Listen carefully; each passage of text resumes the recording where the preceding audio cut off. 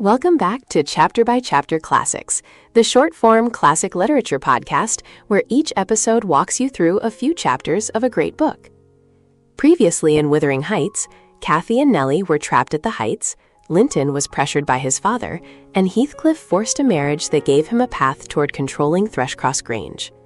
In this episode, we're covering chapters 28 through 31, where Edgar and Linton die, Heathcliff's plan succeeds, and Lockwood sees what life looks like under the rule of revenge.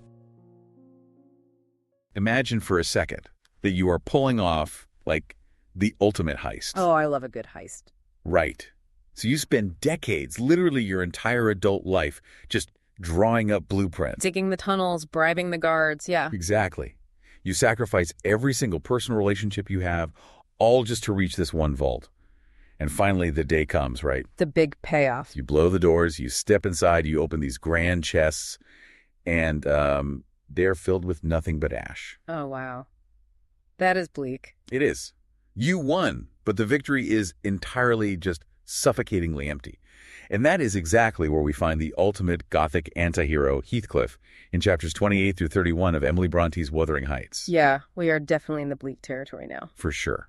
So our mission today is unpacking the mechanics of his revenge. We're examining what happens when getting everything you plotted for leaves you with, well, absolutely nothing. It really is like the perfect setup for this sequence. We are reaching the absolute climax of Heathcliff's generational revenge plot here. And the tension is just incredibly high. Oh, it's suffocating. I mean, we've got a trapped daughter, a dying father, corrupt lawyers, and a house that is just descending into utter misery. Yeah, it's a lot. It is.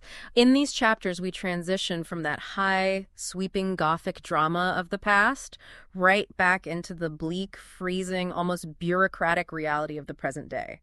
We are really dealing with themes of inheritance, grief, and, the incredibly bitter mechanics of revenge. Okay, let's unpack this because the sheer mechanics of Heathcliff's trap are terrifying. They really are. So Nelly Dean, our faithful narrator and housekeeper, she has been locked up at Wuthering Heights for 5 days. 5 whole days, just stuck in a room. Right. She is finally released by the Heights housekeeper, Zillah.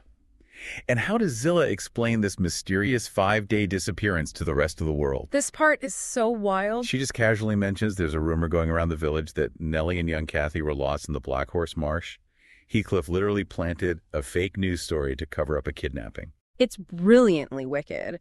And it shows Heathcliff's absolute control over the narrative of the entire region. Hey, playing chess while everyone else is playing checkers. Exactly. He isolates his victims physically by locking them in rooms, sure, but he also isolates them socially by, manipulating the community's perception. Because if everyone thinks they are lost in a marsh, no one is coming to look for them at the Heights. Right. It's a very modern kind of psychological warfare applied in this really remote 19th century setting. It's terrifying.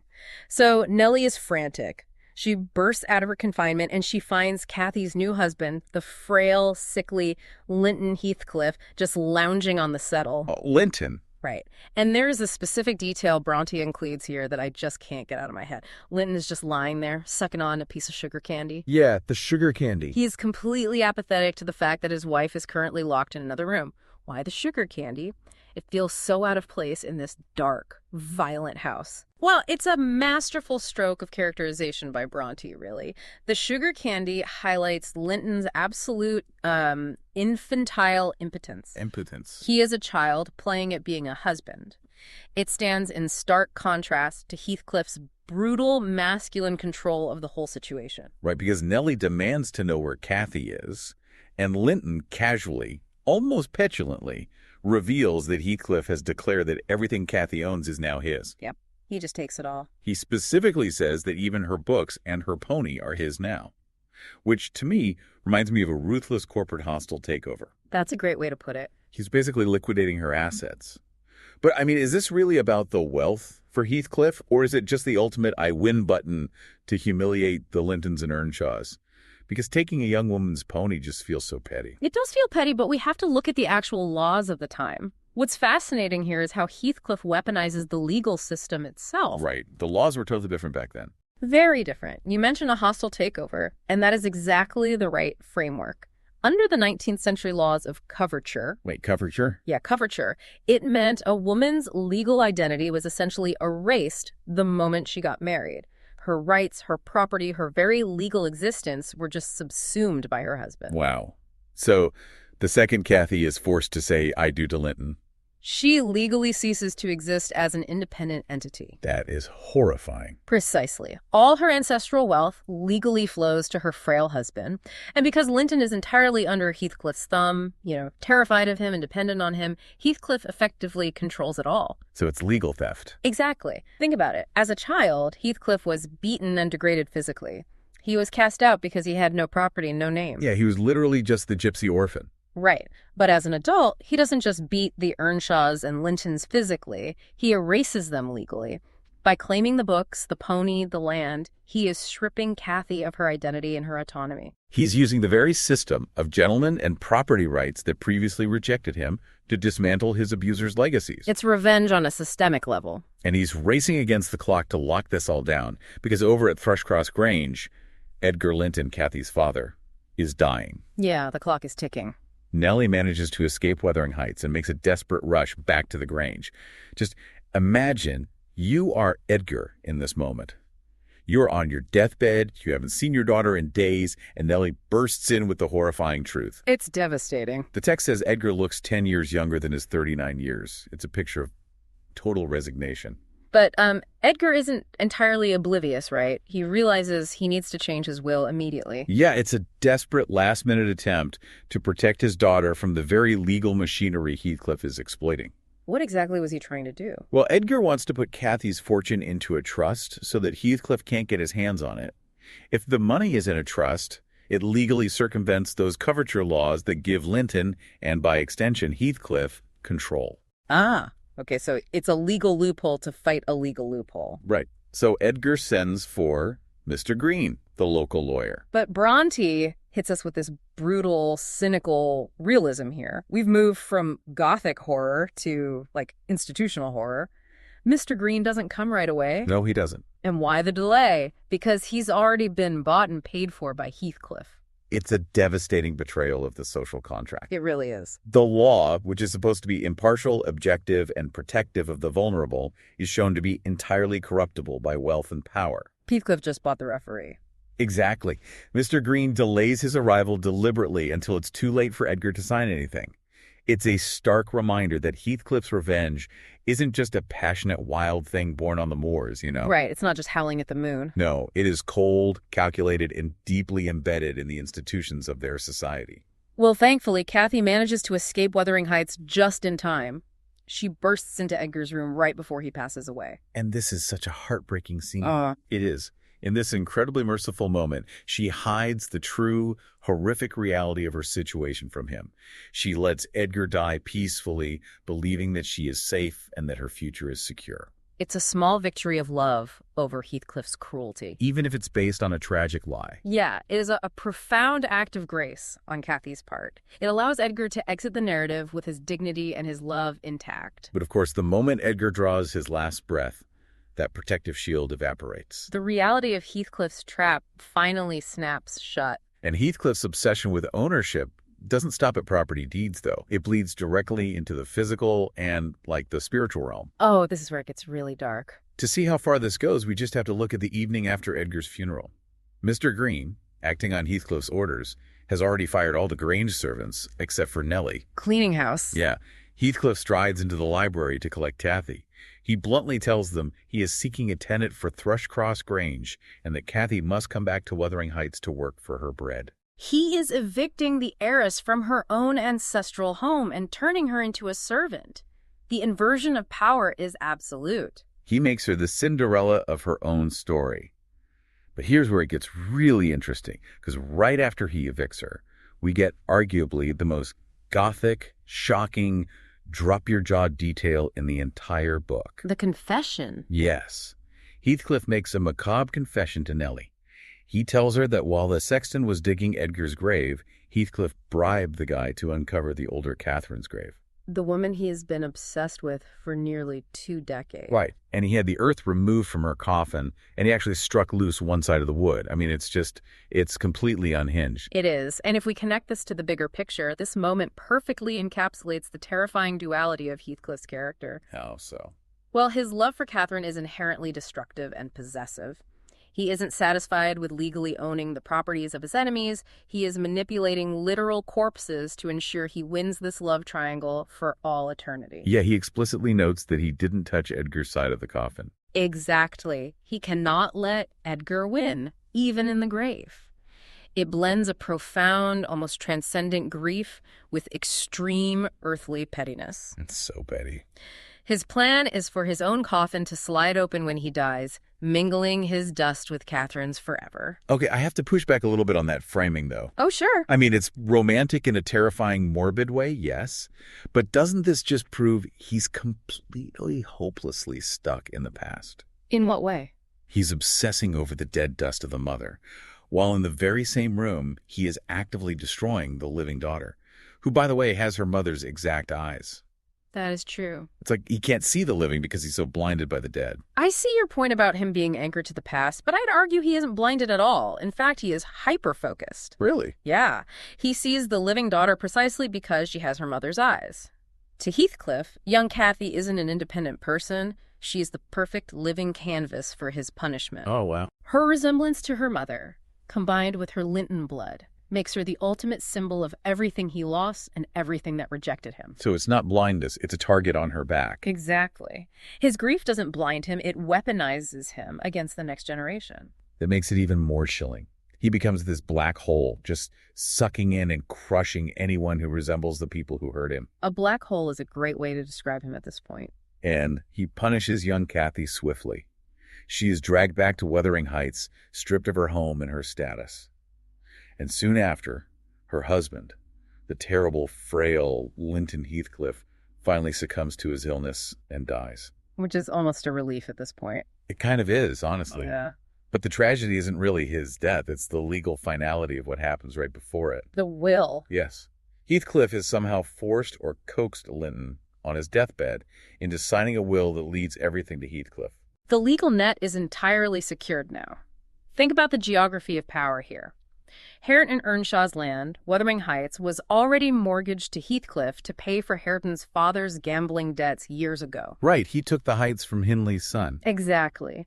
Now, with Linton's will, Thrushcross Grange also belongs to Heathcliff. The revenge is complete. He legally owns both estates. He has displaced both families entirely. It's mind-blowing. The orphan found starving on the streets of Liverpool now owns the entire world of the novel. He holds all the cards. Yeah. But look at what it does to the people trapped with him. We get this chilling description from Zillah, who fills Nelly in on what's happening at the Heights after Linton's death. And it is not a happy picture. Not at all. Zillah says Cathy comes downstairs dressed entirely in black. Her beautiful yellow curls are combed back stark and plain like a Quaker. Yeah, the visual transformation is huge. She is destitute, friendless, and fiercely bitter. When Zillah or her cousin Hareton make clumsy attempts at kindness, Cathy repels them like venom. It's a tragic psychological transformation. She went from this vibrant, somewhat spoiled, but incredibly loving girl at the Grange to a hardened, cynical prisoner. She had to, right? Just to survive. Right. She has built a fortress of hatred around herself just to survive the emotional landscape of Wuthering Heights. And what's crucial here from a storytelling perspective is the narrative structure. This is where it all comes together. It is. This is the exact moment where Nelly Dean's long retrospective story finally bumps into the present day. Right. Nelly is telling this whole saga to Lockwood, and she admits she desperately wants to rescue Cathy, but she has no power. None at all. She is a working-class woman with no money, no legal standing, and Heathcliff won't even permit her to take a job as a servant at Wuthering Heights. Her timeline has caught up, and she is completely sidelined by the property owner. Which is why Bronte shifts the perspective back to the outer frame of our story. We return to Lockwood, our original, somewhat clueless narrator from the city. Clueless is putting it mildly. Very true. He has been lying in bed sick, listening to this epic generational saga. And it's now the dead of winter, January 1802.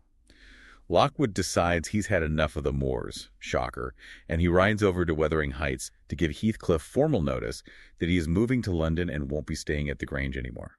This visit acts as a sort of epilogue to the revenge plot. Lockwood allows us to see the aftermath of Heathcliff's victory with our own eyes through an outside observer who is completely emotionally detached from the trauma. And the irony is just dripping here. Lockwood is carrying a little secret note from Nelly to Cathy in his pocket, and he steps into this house of horrors almost casually. Like it's just another Tuesday. Exactly. He is treating his psychological war zone like he's just dropping by a neighbor's for afternoon tea. He is entirely oblivious to the depths of the trauma in that room. But even his clueless narration captures the perfectly toxic atmosphere. It is a masterclass by Bronte in showing, rather than telling, the consequences of revenge. It is suffocating just reading it. Yeah. Cathy is an absolute prisoner, and she acts like a cornered animal. Very much so. She snaps at Lockwood, she openly mocks Hareton for trying to learn how to read, and she views everyone with absolute contempt. And Hareton is practically growling, trapped between his strange Stockholm Syndrome loyalty to Heathcliff and his frustrated, awkward attraction to Cathy. And Heathcliff is just brooding over all of them, watching them hate each other. This raises an important question for you, the listener, to ponder as we look at this scene.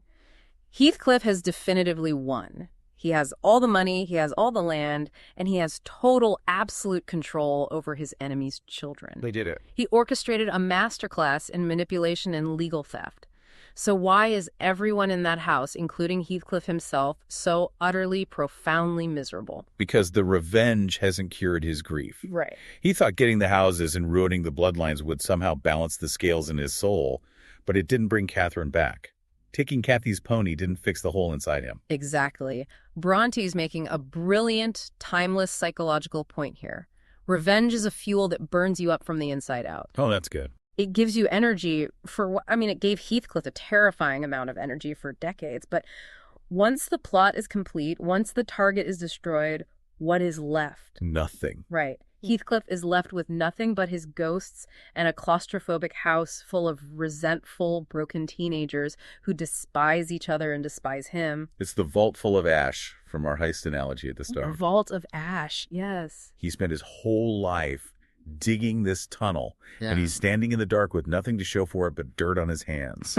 He's trapped in a prison of his own making just as much as Cathy and Hareton are trapped in theirs. And he knows it. You can see the exhaustion in him during Lockwood's visit. The victory is entirely hollow because it was built purely on destruction, not creation. He didn't build a life for himself. No, he just meticulously dismantled the lives of everyone who ever wronged him.